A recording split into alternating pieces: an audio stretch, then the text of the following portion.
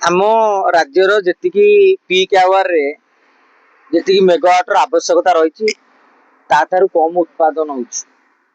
आउ गोटे जो माने शिल्प संस्था माने जो विद्युत दबा कथा ये ऑफिसर माने ताको संगे सेटिंग करिकी पैसा पत्र दिया ना करिकी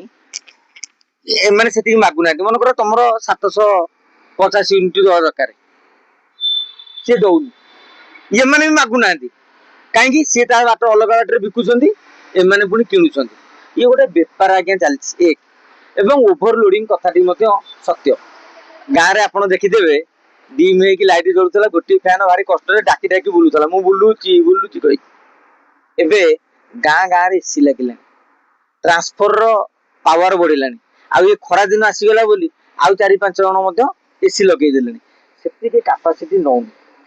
सरकार भी जहाँ कहते सत्यटा भी स्वीकार करने को आज्ञा पड़ो आम समालोचना करिया बोली कहते ना ये जो गरम होउची जो फैन टा 4 घंटा बुलूला सी बर्तमान 8 घंटा बुलूची जो एसी टा 2-3 घंटा पर बंद हो जाता सी बर्तमान पूरा 10 रु चलुची सन्ध्या जाए सहरांचल गाँव तो गछ पवन टी बंची जाऊँ सहरांचल तो गछ ना सीमेंट कंक्रीट एठू बांफ उठुची घर बांफ उठुची तेणु विद्युत चाहिदा बढ़ी तेणु सरकार आगामी दिन में विद्युत जेनेरेशन किभली हो आमर एडे बड़ बेलाभूमि विंड पावर मान जो पवन शक्ति बल जो विद्युत हम ताकू ही करूना अन्य सूत्र जानी पारना खाली कोईला जाऊँ तेणु धीरे धीरे जो चाहिदा बढ़ुची आप देखिए काली आपण गाँव में 5टा टीवी थे आज समस्त घरे कलर टीवी काली वाशिंग मेसीन 2 जण घर थे समस्त घरे वाशिंग मेसीन तेणु इलेक्ट्रिक कंजप्शन बढ़ी बढ़ी चली आगामी दिन में आपको कहबी ये पीक खरा दिन नुहे अन्य दिन मानक सरकार बिजुली संकट सामना करेंगे एबेठारु चेती जिबा भल ये पेट्रोल संकट पर पुणी बिजुली संकट ताल कोन करिवे लोक माने साधारण जनता एपटे पेट्रोल एपटे बिजुली केमती बंचिबे आमर तेल पई सब बेले विदेश रु आइला निजे तो करलेनी जेंति आलू पश्चिम बंगर दीदी ऊपर निर्भर करथला बे शुभेंदु दादा ऊपर निर्भर करिवो जेहेतु आमे किछि करलेनी आम किछि नाही तेनु तेल संकट सृष्टि हो तेणु विकल्प भाव में इभिर आह्वान दिया जाए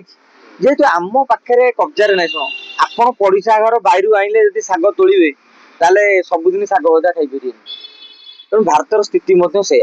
आपड़ देखो मुझे आपको उदाहरण दूसरी 10 वर्ष तले गाड़ी की संख्या देख घरे आज देखो साइकेल गाँव में ना समस्त बैक गोटे गोटे घरे बापा पिला 5 जन थे 5 जन बैक है तेणु तैल संकट आगामी दिन में जारी विकल्प व्यवस्था ग्रहण करा पड़ो कहीं ये अमेरिका युद्ध जब आउ 2 वर्ष चलो कौन कर तेणु एबेठारु आमे माने सचेतन नागरिक हिसाब से विकल्प कथा चिंता करिया दरकार एवं स्वाभाविक भाव में जेहेतु सरकार मु दौची बोली श्रेय नौकरी एतक तुम जो निंदा शुणा तुमको पड़ो।